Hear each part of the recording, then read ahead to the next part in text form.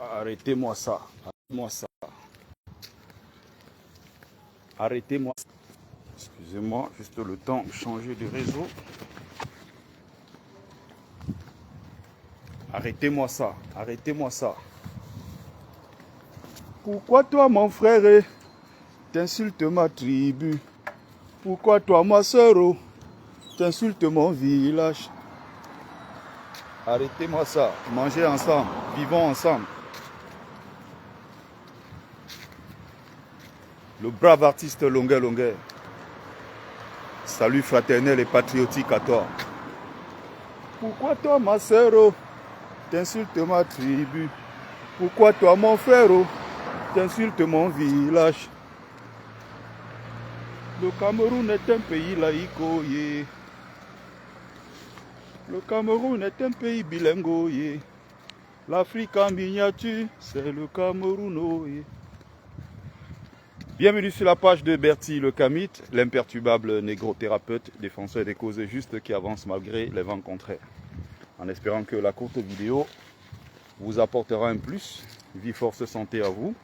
Pluie des bénédictions ancestrales. Bienvenue sur la page du notable que je suis, Numbeso Mboumbon, porteur propagateur du savoir ancestral, descendant de la dignité et de ceux qui n'ont jamais trahi. Alors, je vais parler vite fait ce matin de la surface de réparation. Parce que je pense que c'est quelque chose de très très important. C'est très important, pourquoi? Parce que, je pense que notre peuple n'est pas suffisamment sensibilisé sur la question. Je pense que les gens ne sont pas suffisamment renseignés sur la question. J'insiste dessus sur la surface de réparation qui est la poste centrale. Pourquoi? Parce que les gens doivent savoir comment le régime de Biya fonctionne. Et pour que les gens comprennent le mécanisme. Alors là, je ne vois pas le nombre de personnes connectées. Je ne vois pas de commentaires pour l'instant. Je ne sais pas ce qui se passe. J'espère que je suis bien connecté. J'espère que je suis connecté. Parce que là, je ne vois pas. Ça ne s'affiche pas du tout. Mais j'espère que je ne suis pas en train de parler dans le vide. Je vois bien que je suis en direct. Peut-être ma page est aussi très très signalée, fortement signalée. Et pour ceux qui sont en ligne, s'il vous plaît, n'oubliez pas, mettez le maximum de likes, mettez le maximum de cœur. Alors, pour être très concret, c'est un live qui va durer 10-15 minutes, j'espère. Le dernier en date, événement en date, c'est l'accueil chaleureux de Issa Chiroma Bakary dans le Grand Nord. Disons que il a fait Garoua, il y a eu beaucoup de monde. Il a fait Maroua, il y a eu une liesse populaire. Il y a beaucoup de gens qui sont sortis pour accueillir Issa Chiroma Bakary. Il a été célébré, il a eu un bain de foule, il a eu ce moment-là que les hommes politiques adorent, n'est-ce pas, avec leur population, avec leurs sympathisants et tout ça. Leurs militants et sympathisants.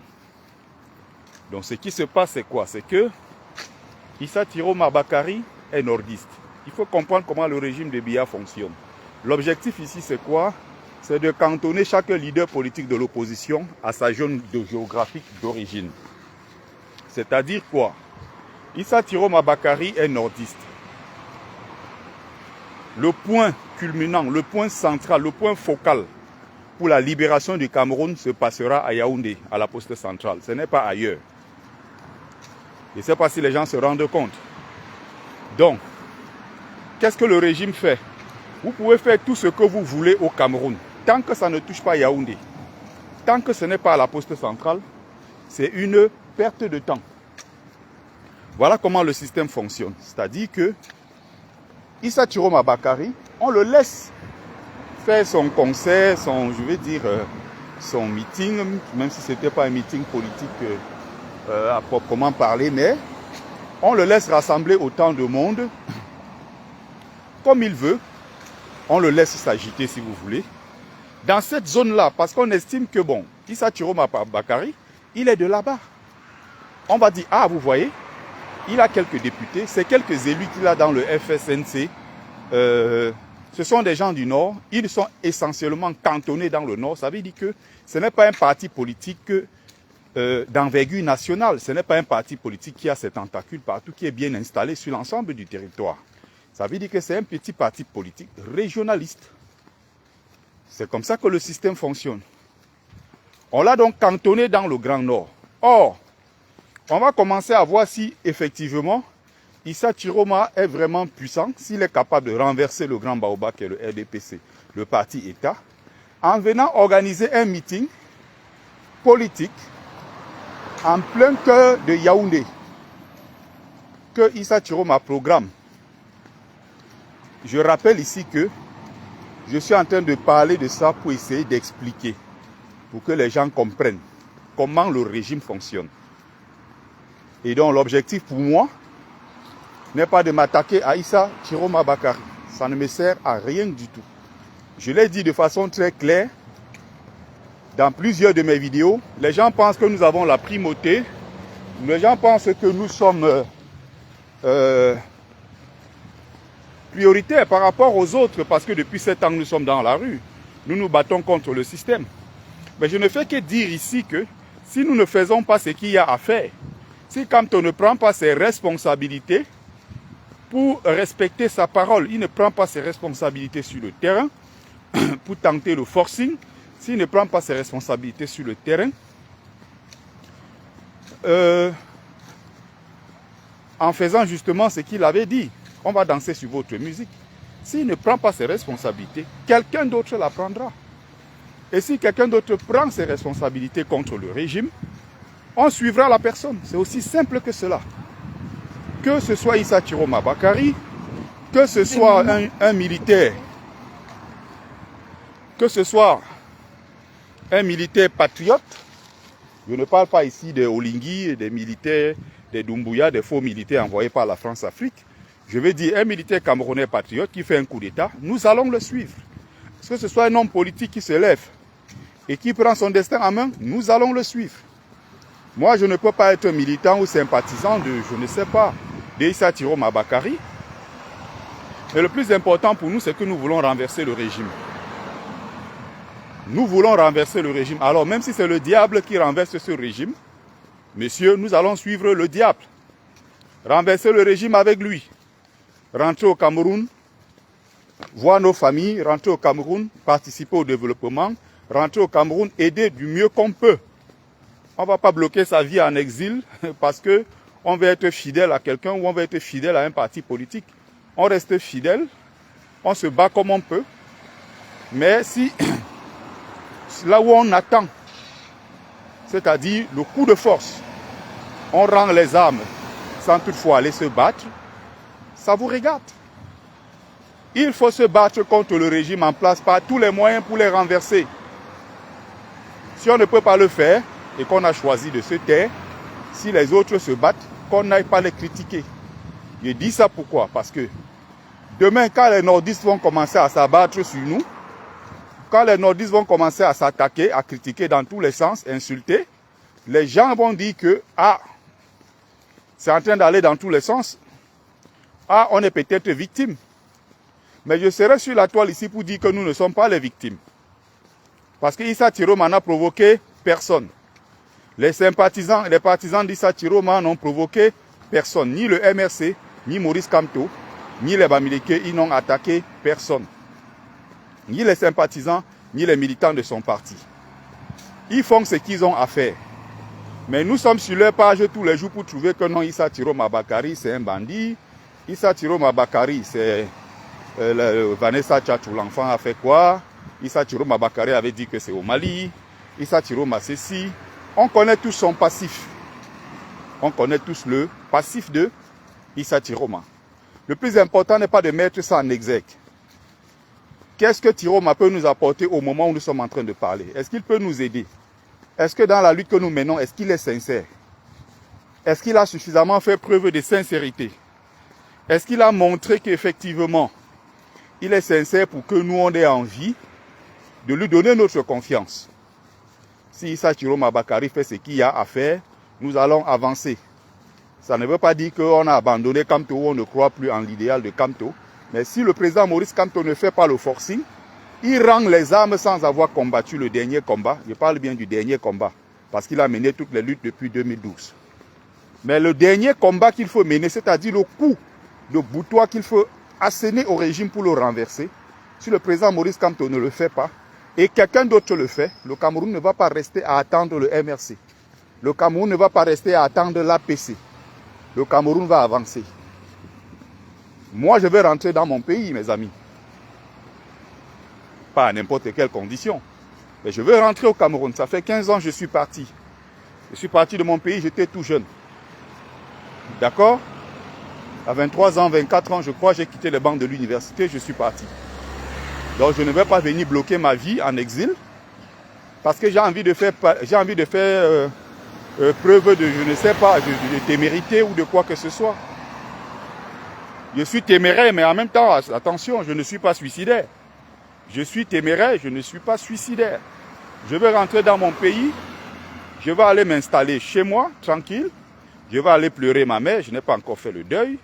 Je vais aussi aller me marier, je vais aller faire mes enfants, je vais aller faire ceci, je vais aller faire cela. Je vais aussi aller construire l'immeuble comme tout le monde, je vais terminer les travaux, je vais dire, je vais aller faire ci, je vais aller faire ça. Je vais aller sur place dans mon pays, m'asseoir au village. Il faut que je rentre m'asseoir sur la chaise. Grand notable que je suis. Mon bon.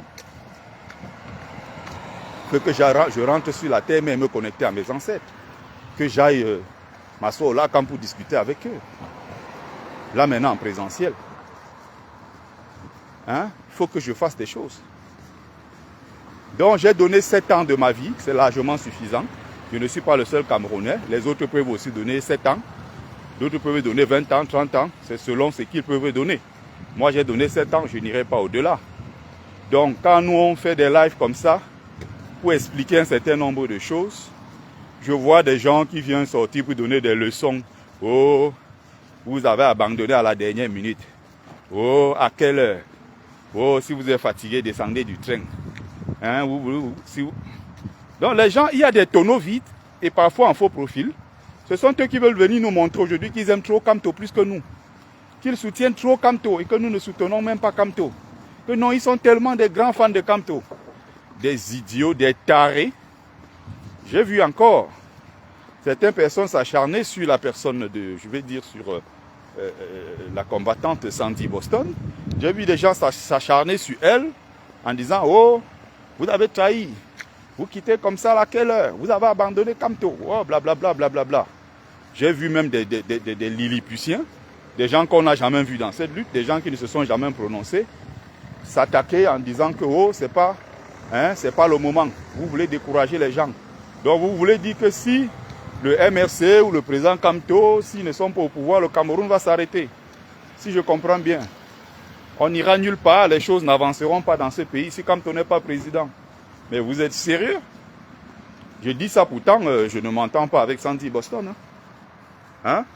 Elle m'a même bloqué sur toutes ses pages. Ça ne m'empêche pas si elle fait de bonnes choses ou elle prend peut-être des belles initiatives. Ça ne m'empêche pas de dire que oui, oui. Ce qu'elle fait, je trouve ça raisonnable. J'en parle sur ma page depuis au moins 2 semaines. J'ai aussi pris des coups. Je dis bien depuis au moins 2 semaines. Avant qu'elle ne commence même à parler de ça, j'avais pris position de façon très claire. C'est celui qui va mener la dernière bataille, le combat final là, qui va aller s'installer au pouvoir. Sortant de l'opposition, je précise bien. Si nous ne le faisons pas, nous ne menons pas la bataille que nous devrions mener pour prendre ce pouvoir, ceux qui sont du Nord ou ceux qui sont je ne sais d'où, qui sont des partisans de Issa Tiroma Bakary, il faut les laisser tranquilles. Je dis bien, il faut les laisser tranquilles, ils n'embêtent personne, ils ont dit qu'ils sont derrière leur leader. Si leur leader est un faux type et que Issa Tiroma Bakary, en réalité son projet consiste à tromper des gens par des artifices pour demain remettre le pouvoir au RDPC, c'est son problème. Mais j'estime que du moment où ils ne nous ont pas attaqués, ils n'ont pas attaqué les partisans de Kamto, ni le MRC, ni Kamto lui-même, et qui sont restés mesurés dans leurs propos, ils n'ont jamais été, ils n'ont pas débordé. Je ne trouve pas utile d'aller les attaquer en disant que Issa Tiroma Bakary est un pion du régime qui est en mission pour remettre le pouvoir au RDPC. Je vois des gens souvent débordés d'ingéniosité, bon, dans le mauvais sens, parce que parfois des gens, parce qu'ils ont une forte audience, ils croient qu'ils sont plus intelligents que les autres, quoi. Parce qu'ils ont une forte audience, ils croient parfois qu'ils ont toujours raison. Et c'est d'autant plus... c'est triste tout ça, pourquoi? Parce qu'au final, quand tu peux analyser, n'est-ce pas, leur niveau de culture, ne serait-ce que du niveau de culture générale, c'est le Ouattaraut, quoi. C'est-à-dire que c'est le Ouattaraut total. Il n'y a rien dedans, il n'y a rien au fond. C'est maïs, comme on dit. Quand tu vas interroger, n'est-ce pas, leur culture politique, il n'y a pas grand-chose au fond. Mais comme ils ont une bonne audience, ils se disent que comme ils parlent, ils sont forcément pertinents. Restez dans ce que vous avez à faire. Maurice Kamto a été humilié à plusieurs reprises. Voilà encore l'humiliation ultime devant la Cour constitutionnelle. Le président Kamto s'est mis de côté, il fait ses publications de temps en temps. Il y a une dernière bataille à mener. Si le président Kamto ne l'amène pas à cette bataille, si les autres essayent de faire des choses dans le but de renverser le régime, n'allez pas les attaquer. Laissez-les faire ce qu'ils ont à faire. Et vous n'avez pas à juger les activistes si certains activistes commencent déjà à s'intéresser, à regarder de près ce que Issa Tiroma a fait. Fichez-nous le camp. Fichez-nous la paix si vous voulez montrer que vous êtes beaucoup plus téméraire que les autres. Je suis téméraire, comme je le dis, je ne suis pas suicidaire. Nous voulons le changement. Nous voulons voir Maurice Kamto au pouvoir. Nous avons mal de voir comment, après 7 ans de sacrifice, tout ce que nous avons donné aujourd'hui, nous soyons dans une histoire de on va confier nos votes à qui? Il faut une consigne de vote. Kamto a été écarté. Alors qu'on a passé 7 ans à dire changement par les unes et dans la paix. Changement par la paix et dans les unes. On a passé le temps à chanter ça. Ça a finalement abouti à quoi? À rien du tout, parce que nous avons été doublement humiliés. Nous avons été humiliés. Donc, ce que Issa Tiroma Bakary fait, ce qui compte, ce n'est pas ce qu'il a fait au nord, ou au Grand Nord en général. Ce qui compte, c'est ce qu'il va faire, ce qu'il sera capable de faire à la poste centrale à Yaoundé, qui est le lieu même, la surface de réparation, comme le dit Patrice Ngadan. C'est là-bas qu'on va libérer le Cameroun. C'est là-bas que ça se passe. C'est-à-dire que c'est la même poste centrale qui est souvent investie quand il faut, n'est-ce pas, célébrer la victoire des Lions indomptables. Quand les Lions gagnent une Coupe d'Afrique, on est tous à la poste centrale pour crier. Les Lions sont forts avec la canne, Paul Biya est fort. Les Lions ont gagné cette Coupe d'Afrique par la magnanimité du chef de l'État. Grâce à sa magnanimité, on a gagné cette Coupe d'Afrique grâce ils utilisent cette très haute instruction du chef de l'État. Ils ont des choses comme ça qui racontent des inepties pareilles pour soutenir Paul Biya et montrer que Paul Biya, n'est-ce pas, c'est le grand lion. Quand il y a des victoires, on va célébrer ces victoires-là où? À la poste centrale. Bon, maintenant, quand il y a aussi des mouvements de libération, quand on veut exprimer notre ras-le-bol en tant que peuple, il faut qu'on nous laisse aussi célébrer, exprimer ce ras-le-bol à la poste centrale. Pourquoi on nous empêche? Donc, vous avez vu le cas Cabral Libi, pion du régime évidemment. Même pour être député, il ne l'a pas fait à Yaoundé, il est allé dans un village là-bas à Ezeka et tout. Pourquoi les gens du RDPC en veulent à Maurice Kamto? Pourquoi Maurice Kamto n'est pas allé aux élections de 2020? Ils ont misé des milliards, ils ont dépensé, ils sont à pratiquement 50 milliards aujourd'hui que l'État du Cameroun a dépensé pour écarter le MRC, écarter Maurice Kamto de la présidentielle. Vous avez bien remarqué en 2020, quand le MRC voulait aller aux élections, que pour déposer même les dossiers, c'était très difficile. Il fallait aller dans les préfectures, aller dans les sous-préfectures. Dès que les candidats du MRC arrivaient, on dit que non, le chef n'est pas là. On dit, ah non, le sous-préfet a voyagé. Ils ont tout fait pour déposer les dossiers et n'ont pas pu. Avant même que la décision de Kamto soit prise de ne pas aller aux élections, on avait déjà commencé à voir comment certaines personnes se détachaient. Le RDPC a donc infiltré le MRC. Ils se sont dit, ok, on n'ira pas aux élections. Et c'était la meilleure décision politique de ce 21e siècle. Depuis les 20-30 dernières années au Cameroun, c'est la meilleure décision politique que le MRC décide de ne pas aller aux élections. Mais quel a été donc le résultat? En 2025, il devait avoir élections législatives et municipales. Le même RDPC a décidé de reporter à mai ou mars, je crois, 2026. C'est-à-dire qu'on va continuer à payer, n'est-ce pas, des députés, payer des conseillers municipaux, on va payer tous ces élus, on va. Ça fait des milliards que l'État du Cameroun a dépensé en violant la constitution de notre pays Juste parce qu'il fallait empêcher un homme qui s'appelle Maurice Kamto d'aller aux élections. Donc quand quelqu'un vous dit que oh, pourquoi Kamto avait refusé d'aller aux élections en 2020, il faut dire à cette personne qu'il y avait les élections en 2025, Kamto pouvait se rattraper, mais ils ont décidé de proroger le mandat des députés, des élus de toute façon, d'1 an. Juste parce qu'il fallait empêcher Kamto d'aller aux élections. On a donc chanté changement par les urnes et par la paix.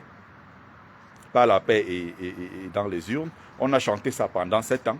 Et maintenant, il faut passer à l'action.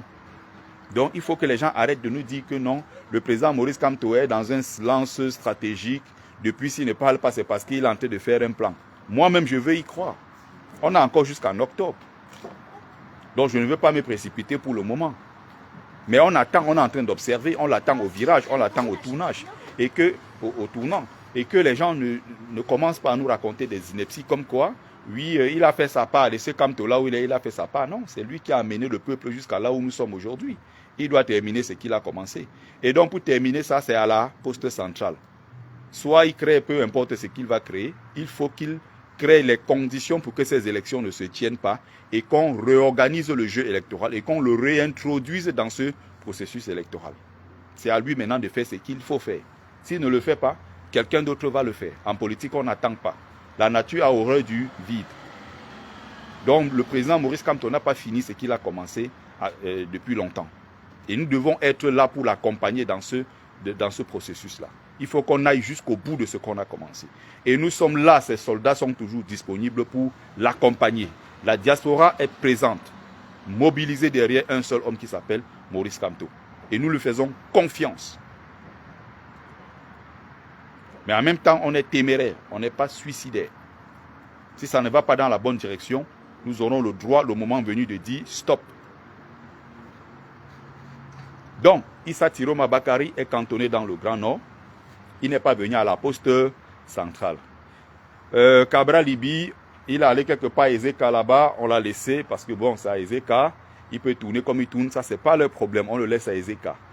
L'objectif ici, c'est de passer un message subliminal au peuple en disant, vous voyez, c'est un bassa, pour se faire élire, qu'est-ce qu'il a fait? Il a allé dans son village là-bas à Ezeka se faire élire parce qu'ailleurs, de toute façon, il n'a aucun poids politique.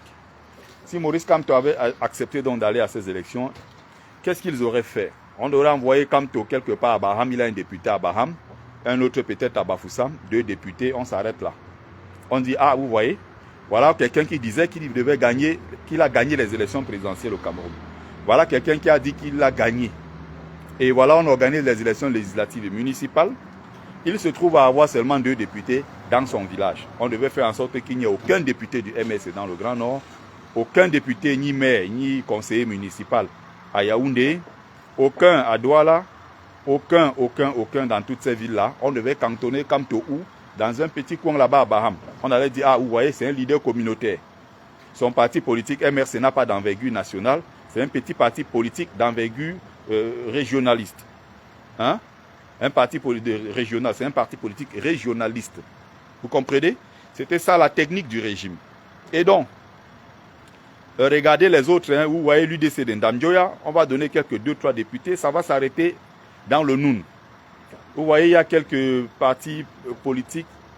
Bon, on prenait à l'époque Paul-Éric Kingé, on fait comme ça, bon voilà, il fait semblant, il dit bon, il est dans l'opposition, on lui dit bon, va dans ton fief, Ndjombe Pendia, ça s'arrête là. Quel autre parti politique? Il y a tous ces partis politiques là, vous voyez au final, qu'est-ce qu'on fait? On les cantonne dans des petites régions. Et on fait du RDPC, le seul parti politique d'envergure nationale, vous voyez, qui est installé sur l'ensemble du territoire. Voilà comment, c'est comme ça que ces gens-là fonctionnent. Donc, le premier point, Issa Tiroma Bakari peut mobiliser dans le Grand Nord, ce n'est pas ça le plus important. Il faut mobiliser à Yaoundé la poste centrale parce que c'est le point de départ du lancement même du chassement. C'est le point de départ même de ce régime. C'est de là où on va partir pour chasser le régime. Vous avez vu dans notre pays, depuis 2017, il y a une guerre fratricide dans le nord-ouest et le sud-ouest. Est-ce que vous avez vu Yaoundé a bougé? Non, Yaoundé est tranquille. Est-ce que vous avez vu toute la partie francophone du pays avoir des difficultés? Non, le pays fonctionne, les gens se lèvent, les gens vont à les occupations. Le pays est debout, l'État est debout comme ils disent. Est-ce que vous avez vu ce genre de choses-là du côté de Yaoundé? Non, non, non, non. Du moment où vous êtes là-bas au sud-ouest, vous êtes au nord-ouest, tous les Camerounais qui sont là-bas peuvent être kidnappés par l'armée. Ça, ce n'est pas leur problème. Le pouvoir suprémaciste Boulou considère que le point de départ et d'arrivée, l'alpha et l'oméga du Cameroun, c'est Yaoundé, la capitale. Donc, il peut y avoir Boko Haram dans l'extrême nord, Boko Haram dans le nord à Garoua, peu importe. Il peut y avoir même des luttes là-bas. Il y a eu des guerres communautaires entre les Moussoungoum, les Arabes Shoa et tout ce que vous avez vu là-bas comme guerre fratricide dans cette zone de notre pays. Ça n'intéresse pas Yaoundé parce que Biya lui-même disait, comme vous le savez, tant que Yaoundé respire, le Cameroun vit. Donc, guerre dans le Nozo, ça n'intéresse pas le pouvoir en place parce que Yaoundé n'est pas concerné. Quand il y a eu des manifestations, il y a eu des grèves et tout ce qui est, comment on appelle ça, le ghost town.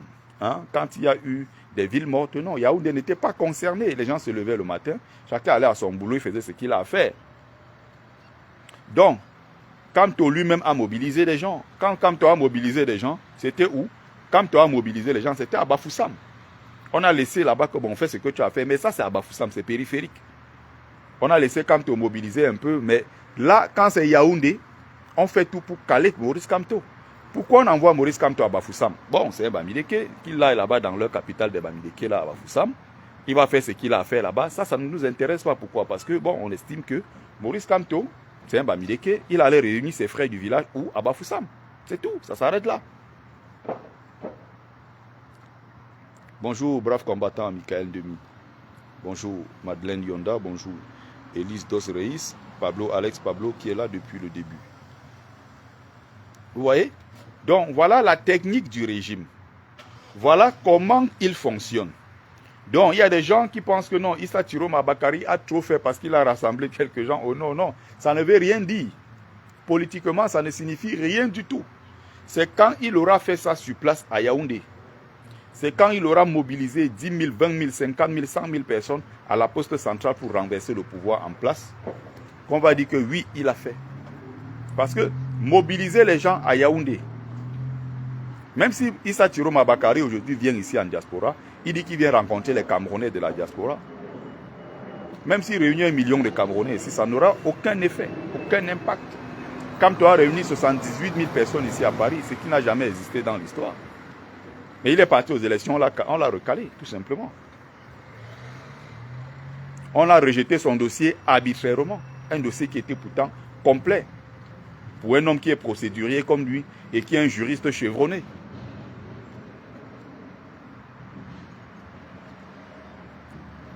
Donc il faut comprendre comment ça se passe.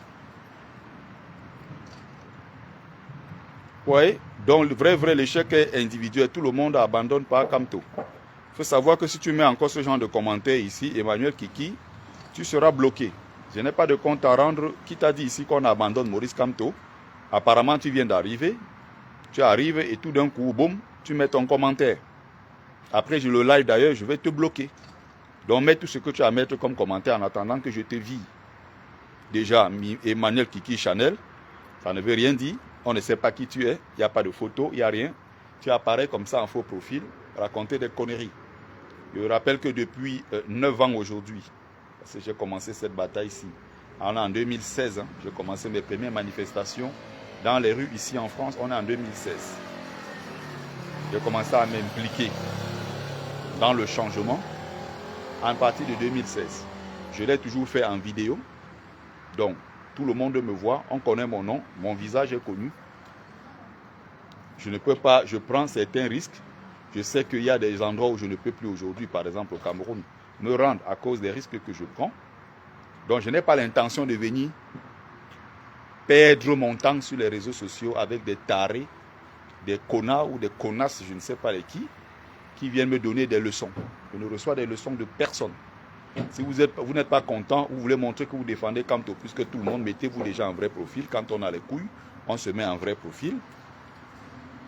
Tu es Batoufam, j'en ai rien à foutre. Tu es Batoufam, j'en ai strictement rien à foutre. Ton argument, c'est de me dire que tu es Bamileke. Il faut comprendre que je déteste profondément ce genre de Bamileke. Donc ne laissez jamais, c'est souvent vous le problème. C'est que vous laissez croire aux gens que il y a certaines choses que nous on soutient parce que ce sont nos frères Bamileke. Je déteste viscéralement certaines personnes, les Bajans de Diable Momo, les gens Gatsi, et tous ces gens-là qui passent leur temps à casser Camto, à casser le MRC, qui passent le temps même à noyer les différentes luttes que nous menons, et ces Bamileke-là qui passent leur temps à détruire toutes les luttes même que notre communauté essaye de mener pour regagner notre honneur et notre dignité tant bafouée dans ce pays. Donc quand tu me sors ton argument de je suis Batoufam, je crache dessus, je pisse dessus que tu sois Bamileke, Batoufam. J'en ai strictement rien à foutre. Ça ne m'intéresse pas que tu sois Bamileke.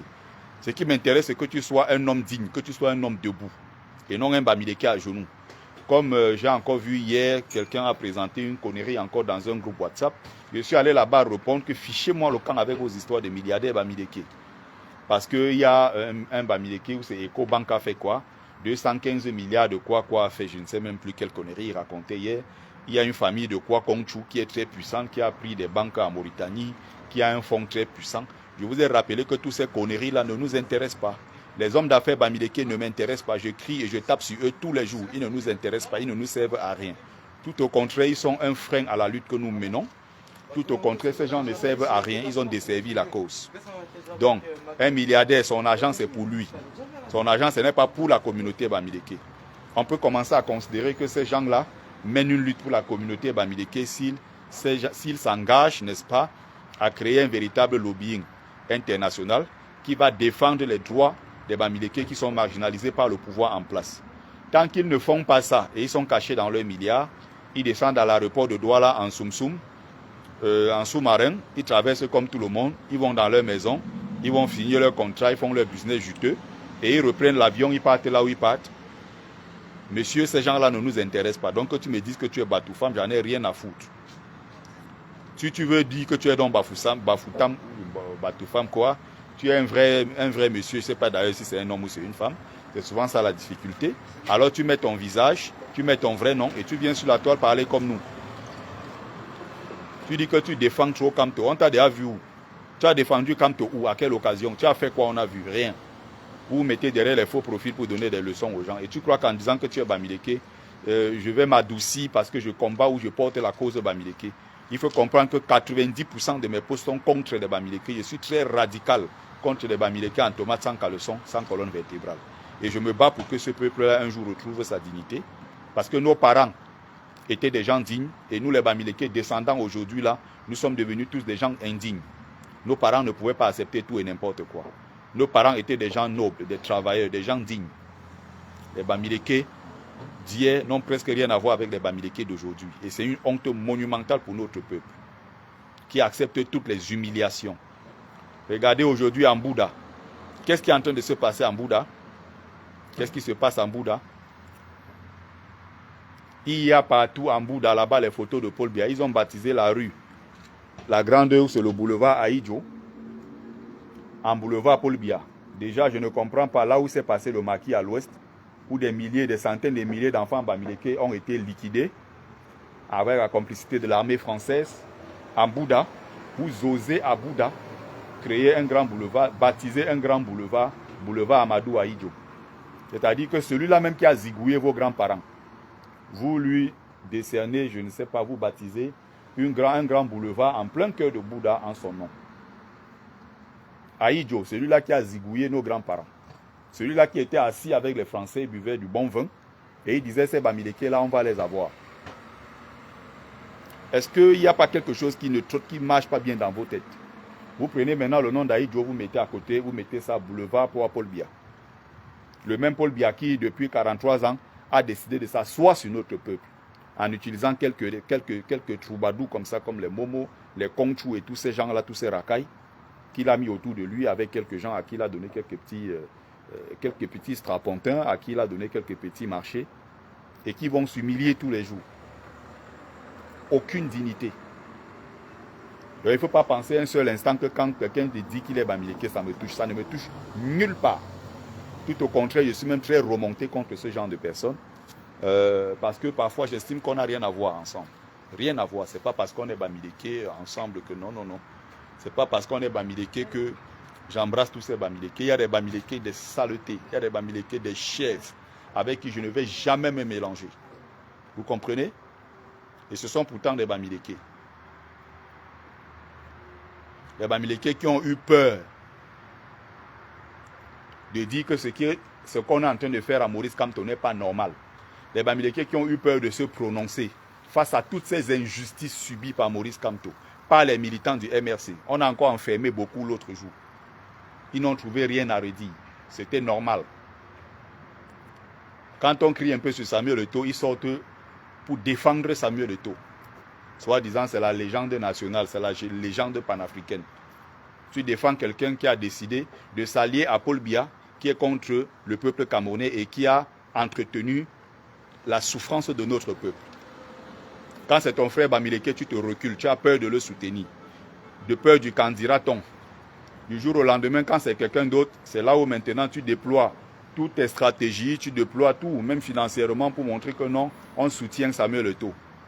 Le même Samuel Eto'o qui soutient Paul Biya, qui est le bourreau du peuple camerounais.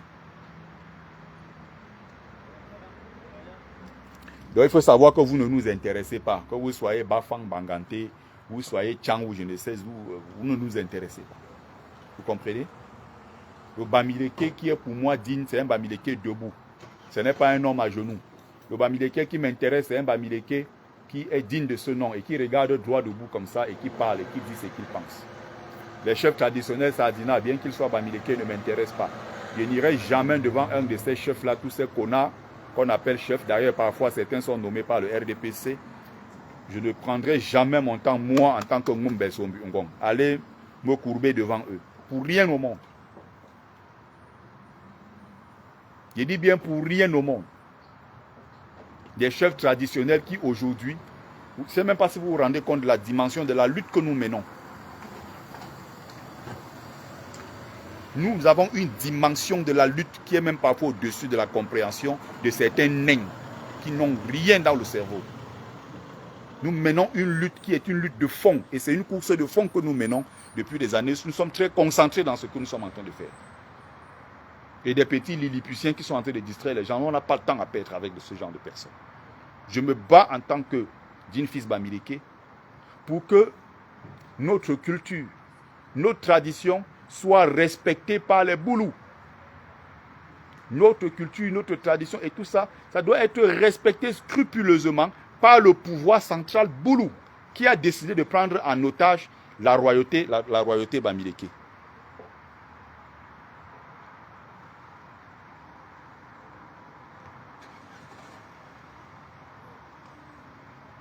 Nous ne voulons plus jamais ce que nous avons vu récemment à l'Ouest. Un chef traditionnel, le vrai héritier, est chassé. Vous avez vu ce qui s'est passé à Galim, à Bouddha là-bas. Ce sont les mêmes là qui sont en train de dérouler le tapis rouge à Paul Biya.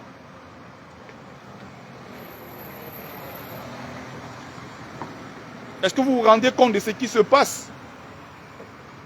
Que le sous-préfet vient garer la voiture lors des funérailles, on arrête quelqu'un, on vient le mettre dans la voiture du sous-préfet pour l'amener à la chefferie. Hey, non, je n'ai jamais vu ça. Je n'ai jamais vu ça de toute ma vie. Moi, en tant que notable, j'ai honte de ce qu'on est en train de faire de la culture Bamileke.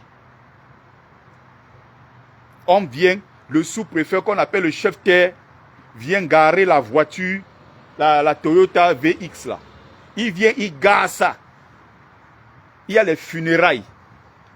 Les notables et tous ces gens qui sont autour du chef qui sont censés arrêter le successeur pour aller au LACAM avec lui.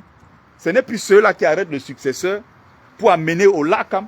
C'est le préfet, le sous-préfet qui vient, soi-disant chef-terre, qui vient se garer. Il gare la voiture, on ouvre, on arrête le chef, il envoie les gendarmes. Les gendarmes, depuis quand arrêtent les chefs à l'Ouest? J'ai envie de le savoir. Le gendarme va arrêter quelqu'un, on met dans la voiture du sous-préfet, on s'en va avec et les Bamileke ne disent rien. Ils voient ça passer. Et ces mêmes chefs-là, des saletés. C'est moi, Ngumbe Sombungong, qui parle. Je m'appelle Sikanti. Et ils savent là où on se retrouve. Ils vont faire quoi? Rien du tout parce qu'ils sont illégitimes. Ils ne peuvent même pas parler là où je suis.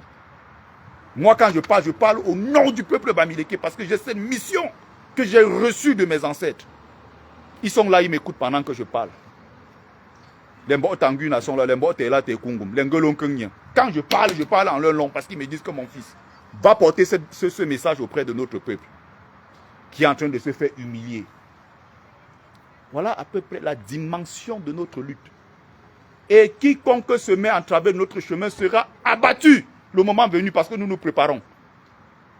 Ça sera terrible. On n'est pas en train de rigoler.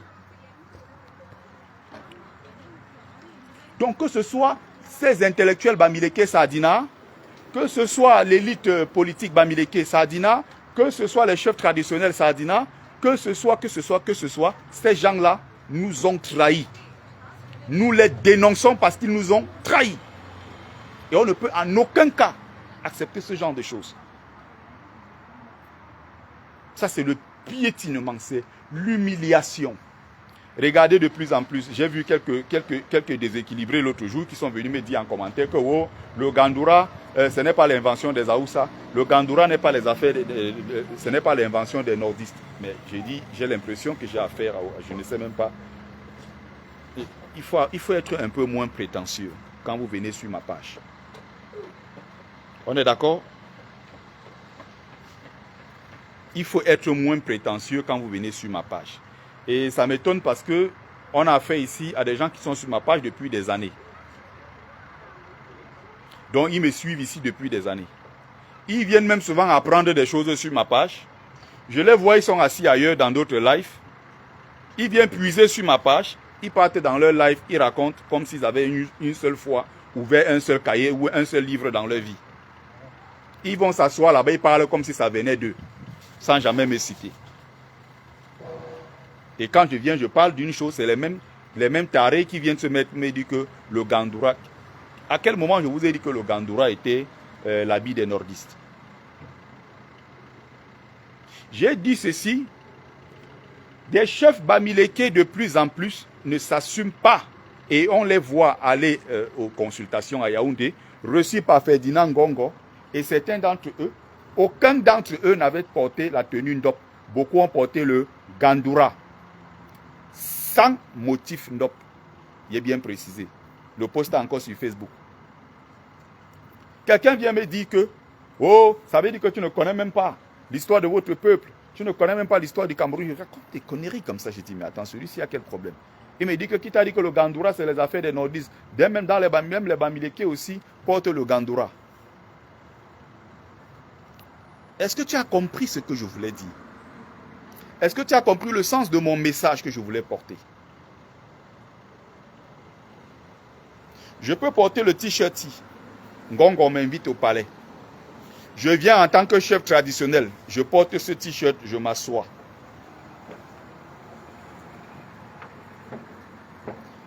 Ce qui compte, ce n'est pas ce t-shirt. Si je pars derrière, je m'échange. Je reviens avec le même t-shirt. Mais cette fois-ci, avec les motifs Ndop dessus. Avec mes colliers Ndop et tous les artifices, tous les artefacts qu'il y a autour d'un roi bamileke digne de ce nom. À partir de ce moment, ça veut dire que je m'assume en tant que chef traditionnel. Ferdinand Ngongo invite les chefs bamileke au palais pour des consultations. Ils sont assis là, une quinzaine. Personne d'eux n'avait porté le Ndop.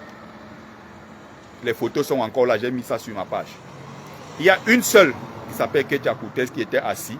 Ketia Koutes avait porté un habit rouge, quelque chose comme ça. Et elle a mis un seul collier Ndop. Et il y avait une trace ici là de tissu Ndop, c'était tout. Elle était la seule. Les autres chefs traditionnels étaient assis face à Ngongo, en panique comme ça. Ils avaient mis des Gandoura, d'autres avaient mis des costards, cravates. Ils ont mis des Gandoura.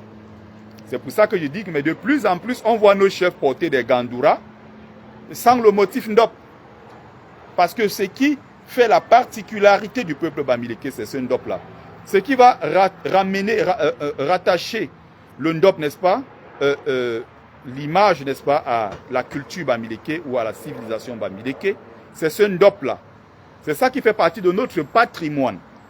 Et donc, quand tu sors en tenue traditionnelle bamileke, tu t'en vas, ça veut dire que tu es porteur d'un message et tu représentes toute une communauté. Ou du moins, tu représentes la communauté de ton village en tant que chef traditionnel. Mais indirectement, plus globalement, tu représentes le peuple bamileke. Et Ferdinand Ngongo t'invite Toi, tu portes l'habit des chefs traditionnels du centre. Comme il y a un autre chef là, je ne sais plus de quel village, il a porté les trucs, des habits, les chefs traditionnels de l'Obom. Il a porté carrément l'Obom, il est allé s'asseoir là-bas. Aucun insigne du Ndop, aucun insigne, rien du tout. On a de plus en plus nos chefs qui s'habillent comme ça. Et c'est un problème, on doit le dénoncer, on doit le dire. Si vous ne voulez pas vous assumer parce que le RDPC vous a noyauté, vous avez été mis à ces postes-là par le RDPC, parce qu'il faut qu'on contrôle les populations, qu'on pousse les gens à voter massivement le RDPC. Vous êtes illégitime, alors dégagez.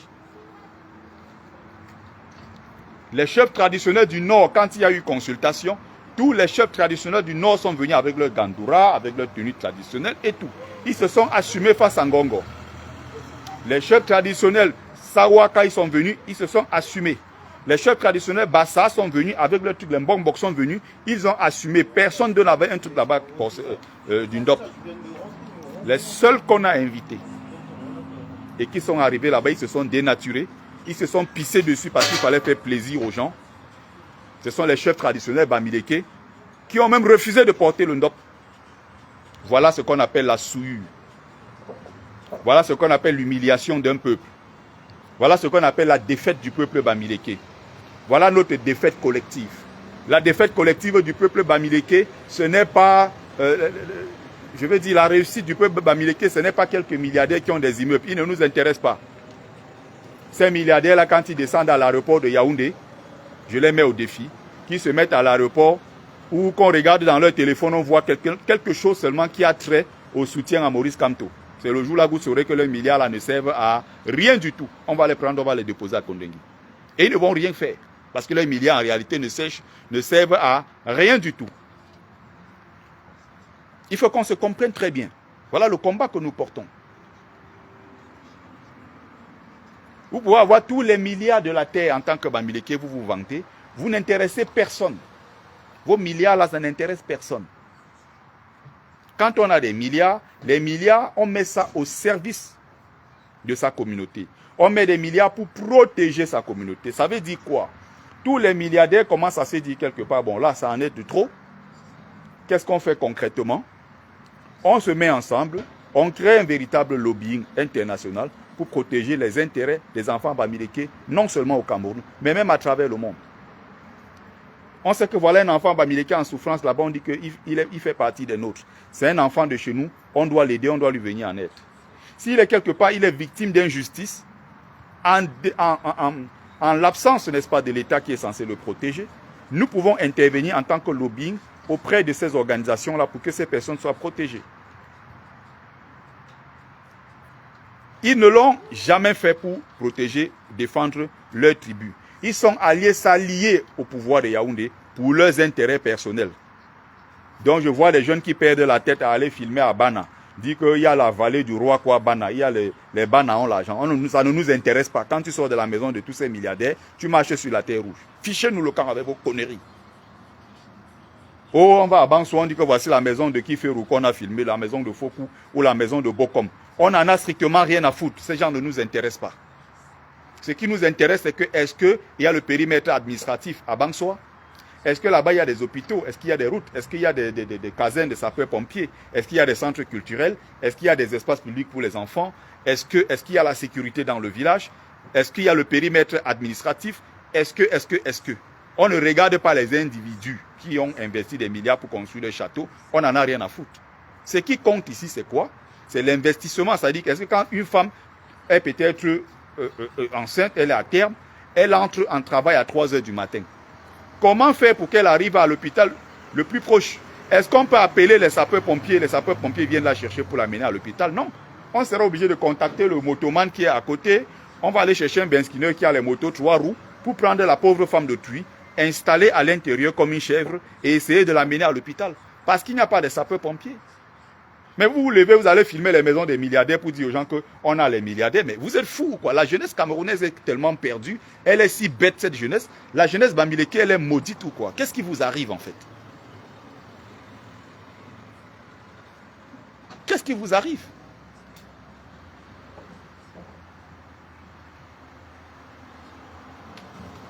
Est-ce que vous comprenez le sens du combat que nous menons? qu'aujourd'hui les Boulous arrivent à l'ouest, sur 42 sous-préfets et préfets à l'ouest, il y a 38 qui sont Boulous. Et ce sont eux qui arrivent maintenant à l'ouest qui décident que tel sera chef traditionnel. Et on vient le jour de la grande des funérailles, on laisse le vrai chef qui était dans la lignée cheval et qui est inscrit dans le testament. On arrête quelqu'un qui a décidé de trahir et travailler avec le RDPC. On le met dans la voiture du sous-préfet, on l'amène au commissariat signer les documents. Demain, on le brandit, on dit que c'est lui le nouveau chef de votre village. Ça, c'est insulter notre culture, c'est insulter notre tradition. Et moi, le premier, en tant que grand notable de Dieu que je suis, je ne peux pas l'accepter. Ces gens-là sont une honte pour notre tribu. Voilà le sens de mon combat. Si les gens ne sont pas intéressés par ce que je dis, ils peuvent partir immédiatement. Donc j'ai averti certains là du MRC l'autre jour qui sont venus me dire sur ma page que oh, on vient sur ta page, on voit tu parles que tribu et ethnie. Fichez le camp à ma page, dégagez de ma page. Je ne parle pas sur ma page pour faire plaisir aux gens.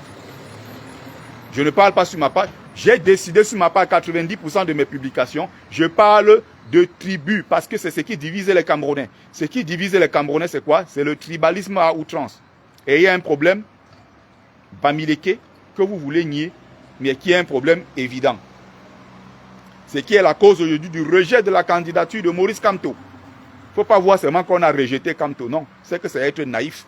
Il faut avoir une vision, il faut avoir une lecture beaucoup plus profonde. À travers le rejet de Maurice Kamto, c'est le rejet d'une communauté, Bamileke, qu'on ne veut pas voir dans l'équation politique au Cameroun en tant que leader. On a décidé de faire des Bamileke, des Moutoukou qui vont toujours suivre les autres. C'est-à-dire accompagner Aïdjo pendant 25 ans, accompagner Paul Biya pendant 43 ans, et décider peut-être encore d'accompagner son fils pendant 50 ans, ou accompagner Ngongo pendant 40 ans. Mais quand il y a un leader qui se dégage vraiment, on fait tout pour l'éteindre. Et entre-temps, on est en train de célébrer un leader villageois qui s'appelle Jean Dieuga, celui qui avait dit c'est Souyan, hein. On est en train de célébrer un nouveau qui s'appelle Léopold Bessiping, qui a dit qu'on n'ajoute pas la 1 sur la... Il est devenu une célébrité aujourd'hui au Cameroun. Ça fait rire les gens. On utilise ce genre de Bamileke villageois, Bamileke loufoque, le Bamileke sans épaisseur, qu'on utilise comme ça, on jette sur la scène publique. C'est une scène en fait, on le met en scène. Mais en réalité, est-ce que les gens comprennent les profondeurs? Ceux qui sont dans le clan des Boulous, qui sont dans le clan qu'on appelle le clan des Essingans, cette nébuleuse qui a pris le Cameroun en otage depuis 1984, et assis quelque part, quand il regarde ça, il rigole. On l'a amené dans le bureau de qui a Joseph Lé, ministre de la fonction publique, Boulou. On le prend un peu, on le met en scène, on rigole avec lui, on dit bon, l'affaire sera réglée, on lui a donné ses 6,5 millions. Il a pris son argent, bon, il est dans son village quelque part là-bas. On en a fait un objet du buzz, un sujet du buzz. Mais est-ce que les gens comprennent que le clan des Essingans utilise ce genre de Bamileke pour doublement se moquer de notre communauté? Est-ce qu'ils ont cette vision? Est-ce qu'ils ont cette lecture-là? Est-ce qu'ils comprennent en réalité ce qui se passe derrière?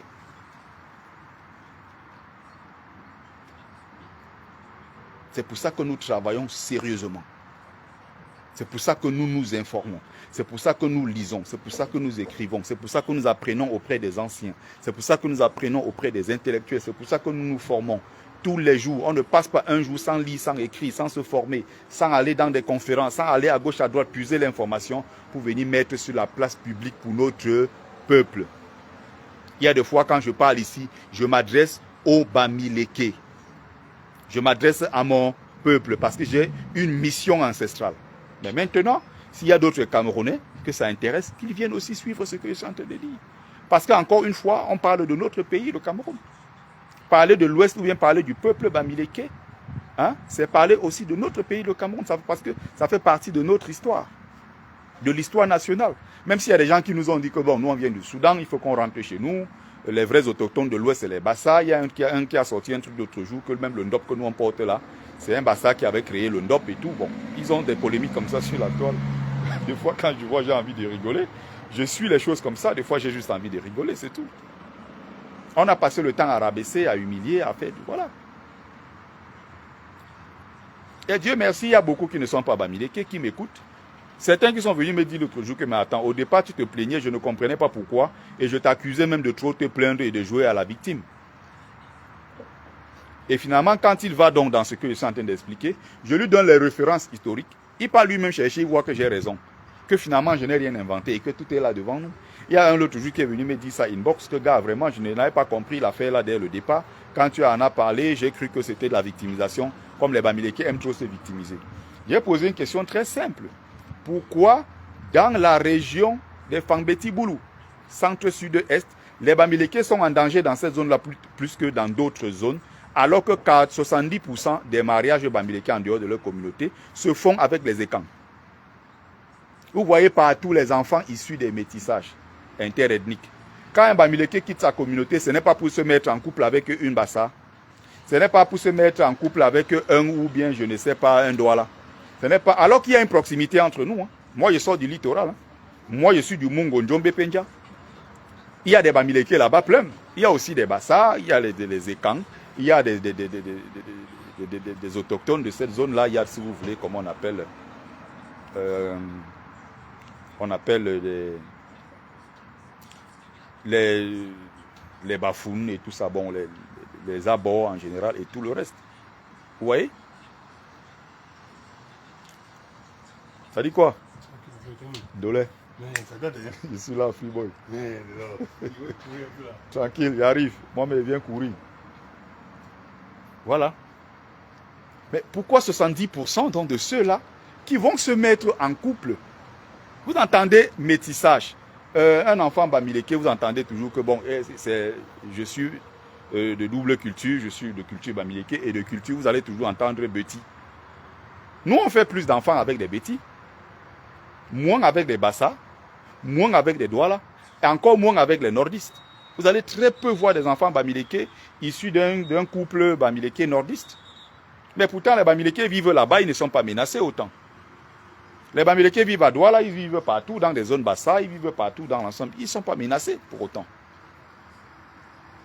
Mais là où les Bamileke sont allés là-bas s'humilier, là où les Bamileke sont allés se mélanger, où ils croyaient qu'en se mélangeant aux gens, en faisant, je ne sais pas, les courbettes comme ils font chez les Boulous, ça va peut-être faciliter les choses. Il n'en est rien. Allez donc remarquer que dans ces zones-là, dès qu'il y a moindre pépin contre le régime en place, ils sont attaqués. Les boutiques sont brûlées, les boutiques sont cassées, les boutiques sont pillées et tout ce que vous connaissez. Mais alors, quand je pose cette question, qui est une question très simple, pourquoi cela arrive? Quelqu'un vient m'accuser que, oh, tu veux te victimiser. Ce que tu dis là, est-ce que c'est d'abord vérifié? J'ai dit que, ok, on va donc aller sur la liste.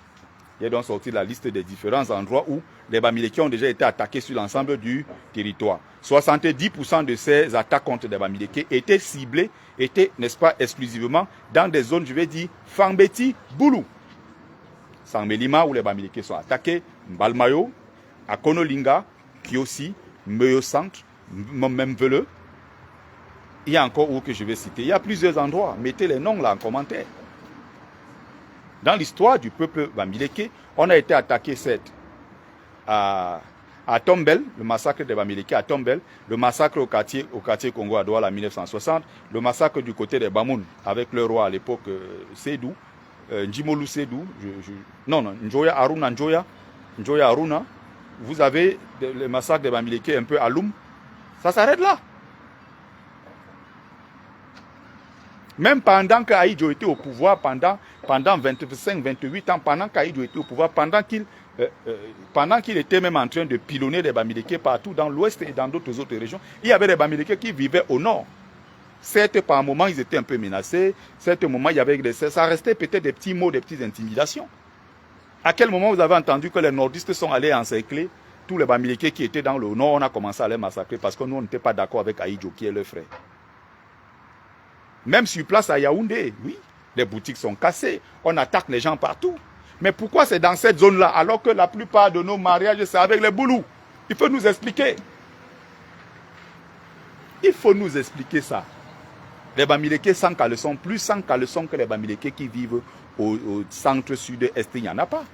C'est-à-dire que les Bamileke de là, j'ai l'impression qu'ils ont un problème. C'est-à-dire quand ils discutent avec un Bamileke né grandi dans le littoral, Bamileke né grandi même au nord, Bamileke. Mais un Bamileke qui est né grandi dans le centre sud-est, c'est la sorcellerie. Ils ont quelque chose en eux. J'ai l'impression que cette domination des Boulous, je parle comme ça, il y a les membres de ma famille, né grandi à Yaoundé. Dès que tu commences à toucher un peu le côté Boulou, ils se lèvent tout de suite. J'ai l'impression qu'il y a un truc dans eux. Dès que tu commences à dire que Paul Biya a fait ceci, et il y a discrimination, marginalisation des Bamileke et tout, bam, directement, vous sentez qu'il y a un truc là, pop, ça se lève. C'est pour ça que moi, je dis que... Je les appelle les Bamileke Boulou. Hein? C'est pour ça que moi, je les appelle les Bamileke Boulou.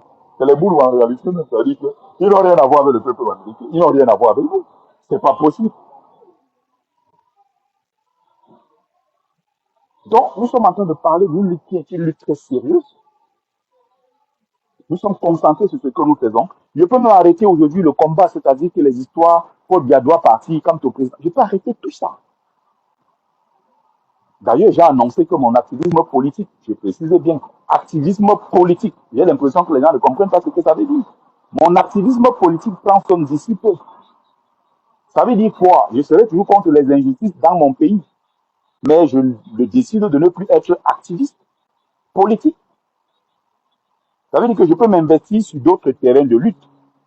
Je vais continuer dans mon couloir, par exemple, je porte la cause des migrants, je me bats pour la cause et les droits des migrants et tout, je me bats pour que les choses changent sur d'autres secteurs.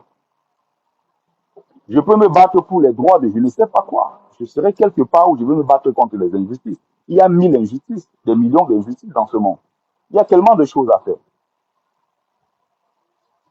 D'autres m'ont dit comment, oh, tu veux venir décourager les gens. Donc moi, si mon message peut décourager quelqu'un. Les mêmes idiots, quand tu les entends, ils disent que non, tu n'es rien dans le combat. Mais quelqu'un qui dit quelqu'un qui n'est rien dans le combat dit que son activisme politique prend fin d'ici quelques mois. C'est encore les mêmes qui viennent en commentaire et disent que oh, tu veux décourager les gens. À un moment, il faut savoir vous situer. Hein. Donc je ne suis rien, mais en même temps, je suis en mesure de décourager les gens avec mon message. C'est juste incroyable. Hein. C'est juste incroyable. Il faut qu'on se comprenne très clairement. Vous avez toujours des choses à reprocher aux gens que soit vous n'aimez pas ou aux gens peut-être qui ne disent pas exactement ce que vous voulez entendre. Mais quand c'est les autres, vous trouvez toutes les circonstances les plus atténuantes, toutes les circonstances atténuantes. Vous essayez toujours d'arrondir les angles, d'expliquer, de faire ceci. Mais quand ce n'est pas quelqu'un que vous portez d'abord en cœur, vous le jetez en pâture. Vous êtes des qui même? Vous êtes des qui? Ça sert à quoi toute cette connerie? Il y a des gens qui parlent du combat matin, midi et soir. Sur la toile, quand il faut se mobiliser, sur le terrain, on ne les voit plus. Ils font 4-5 vidéos par jour. Quand on dit mobilisation sur le terrain, ils disparaissent. Opération coup de poing, on ne les voit jamais. Ils sont grands, ils sont combattants sur la toile. À faire des vidéos tous les jours, à faire des posts, à faire des directs, à faire tout, à faire ceci. Pour chaque vidéo, quand vous regardez une seule vue, il est payé, c'est-à-dire tout en menant son combat. Je ne dis pas que ces gens ne mènent pas un combat, mais tout en menant leur combat, ils sont en train de se remplir les poches. Pour chaque vue, l'argent entre dans leur caisse. Ils se font de l'argent. Vous croyez qu'ils sont tellement plus motivés dans le combat que l'équipe peut se lever et faire 5 vidéos par jour. Entre-temps, ils sont payés. Les gens sont dans les 6-7 000 euros tous les mois avec des vidéos. Vous blaguez? Les gens en ont fait un fonds de promesse. Les gens ont fait de ça leur travail. Ils se lèvent matin, midi et soir, ils font des vidéos. Ils commentent tout et ils sont spécialistes en tout et en rien en même temps. Mais quand on dit mobiliser les gens, même dans le pays où vous vous trouvez là-bas, faites sortir seulement 100 ou 200 Camerounais, vous mettez devant l'ambassade pour mobiliser et faire pression sur le régime. Tu ne les vois jamais. C'est pour venir dans une soirée où on est bien assis, on est content, on explique des choses, on prend la parole, on bavarde parce qu'on veut mobiliser les gens pour un événement qui va toujours mettre l'argent dans les poches. On est très content de le faire. Si c'est pour mettre des litiges pour dire que non, j'ai beaucoup travaillé, il faut vraiment que je sois rémunéré. Voilà le litige si vous voulez soutenir ce que je fais comme initiative. Cotiser à l'intérieur. L'argent coule très vite. On met beaucoup d'argent à l'intérieur et très rapidement. Au moment maintenant de descendre sur le terrain, quand on annonce qu'on a rejeté la candidature de Paul Biya, les mêmes sont sur en ligne, ils font toujours leurs vidéos, ils font leurs posts, ils font ce qu'ils ont à faire. Et après, maintenant, vous voyez les followers bidons, les followers tordus, qui disent que oh, les activistes ont fait quoi? Vous êtes gâtés dans vos têtes. Allez appeler vos stars là pour demander à vos stars là de descendre dans les rues pour venir faire quelque chose. Pourquoi c'est nous que vous appelez? Oh, là-bas, ça fait quoi, on a vu? Mais appelez vos stars à qui vous donnez beaucoup d'argent, de mobiliser, puisqu'ils ont d'ailleurs beaucoup, une forte audience, de convertir cette audience-là en combattants sur le terrain. Là, maintenant que ceux-là aillent prendre des risques. Parce que nous, on prend des risques pour rien. Nous, on meurt pour rien dans cette histoire. Ceux-mêmes qui se font de l'argent sont derrière. Ce n'est pas normal.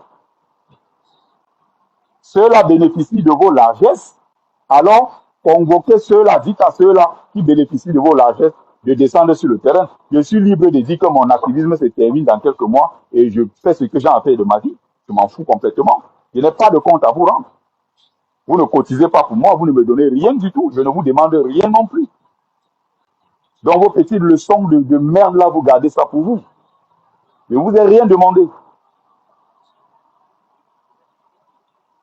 Donc il faut qu'on soit très clair. Quand on a rejeté définitivement la candidature de Maurice Kamto à la Cour constitutionnelle, ils ont commencé à dire l'histoire, oui, la BAS a fait quoi? Je dis que qu'est-ce que la BAS était censée faire? Vos gens là qui font des vidéos tous les jours, à qui vous donnez beaucoup d'argent là, mais allez les voir, demandez à ceux-là de descendre faire quelque chose sur le terrain. Pourquoi ce sera à la BAS de le faire? Bref, je vais à mon sport avant d'aller à mon jogmassi. Je prenais juste le temps pour faire un truc de 15-20 minutes. Voilà, finalement, j'ai fait 1 heure de live. Voilà. Merci à ceux qui ont pris le temps de regarder le live. C'était Bertie le Kamit, l'imperturbable négro-thérapeute, défenseur des causes justes qui avance malgré les vents contraires. En espérant que ça vous a plu, vie, force, santé à vous. Pluie de bénédictions ancestrales.